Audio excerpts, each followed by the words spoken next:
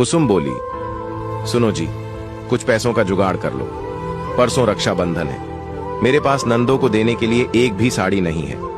दीपक बोला, कहां से लाऊं पैसे? कोई भी उधार देने के लिए तैयार नहीं है। कुसुम बोली, कुछ भी करो जी, मगर पैसों का जुगाड़ तो करना ही पड़ेगा।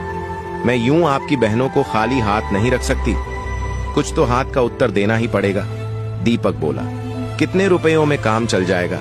कुसुम हिसाब लगाते हुए बोली, आपकी 4 बहनें हैं, आप हर साल राखी बंधवाते समय 500 रुपए थाली में डालते हो, कुल 2000 हो गए।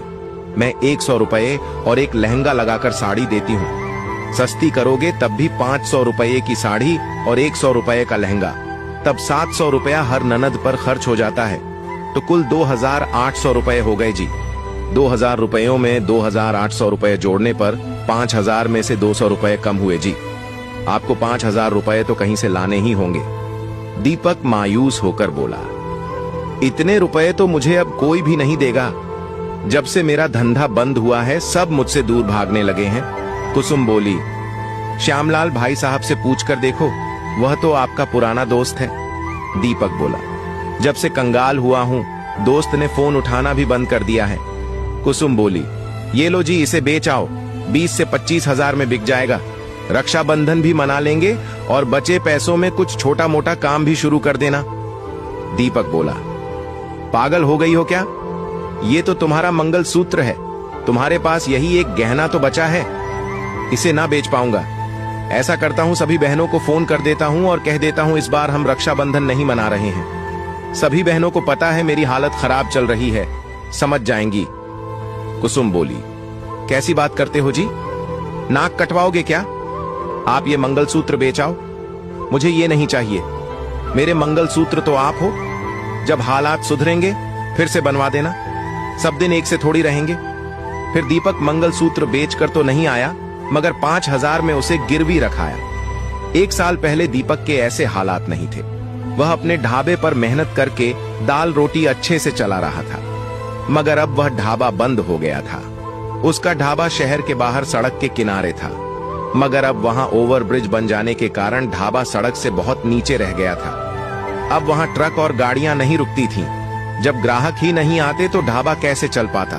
5000 हाथ में आते ही कुसुम ननदों के लिए कपड़े ले आई। रक्षाबंधन वाले दिन चारों बहनें एक साथ आ पहुंची। चारों बहनों ने तिलक लगाकर भाई भाभी को राखियां बांधी। दीपक और कुसुम ने पहले की तरह ही उन्हें नेग और कपड़े दिए, जिन्हें बहनों ने सहर्ष ले लिया। कुसुम ने देखा इस बार नंदें बहुत सारी मिठाइयां लाई थी। इतना ही नहीं, वे कुसुम के दोनों बच्चों के लिए कपड़े भी लाई थी। साथ में सभी बहनें एक एक ड्रेस भाई और भाभी के लिए भी लाई थी। ये सब देखकर कुसुम का गला सूख गया। वह बोली, भाई साहब, हमें कपड़े देने का नया रिवाज मत चलाओ, बदले में हम इतना नहीं दे पाएंगे। तब बड़ी ननद बोली, हर बार आप ही दो, ये जरूरी नहीं है भाभी। हम चारों जानती हैं दीपक इस समय बुरे दौर से गुजर रहा है, इसीलिए हम बहनों का फर्ज बनता है अपने भाई पर बोझ न डालकर उसकी सहायता करें। हम चारों बहनें 20-20 हजार रुपए लाई हैं। हम चाहती हैं दीपक इन पैसों से कोई दूसरा काम शुरू करे।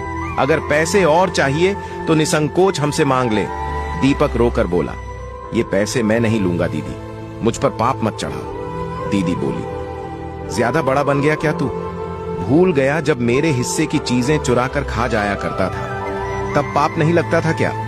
तू तो हम सबका लाडला है रे, जैसे पहले था वैसा ही आज है। तू परेशानी में है तब हमें दुख नहीं होता क्या? और तू हमारे लिए भाभी का मंगलसूत्र गिरवी रख सकता है, तो हम तुम्हारे लिए इतना भी नहीं कर सकती क्या? दीदी आगे बोली, चौंक मत कैलाश के घर, तू मंगलसूत्र गिरवी रखकर आया था, उसी ने हमें फोन करके सब बताया। फिर दीदी ने थैले में से मंगलसूत्र निकालकर भाभी को पहनाते हुए कहा, खबरदार, जो फिर कभी मंगलसूत्र को गिरवी रखा तो हम बहनें अभी जिंदा हैं। ये इकलौता है तो क्या हुआ, हम 4 मजबूत कंधे हैं ना, इसका सहारा बनने के लिए। भाभी गर्दन झुकाए आंसू बहा रही थी। उधर दीपक फपक फपक कर रो रहा था। बोला, लगा था अकेला पड़ गया हूँ, मगर आज बहुत हिम्मत मिली है दीदी। दीदी उसे गले लगाते हुए बोली, अरे रो मत मुन्ना, हम है ना, इतनी जल्दी तुम्हें नहीं गिरने देंगी। कहानी अच्छी लगे तो शेयर कर देना जी।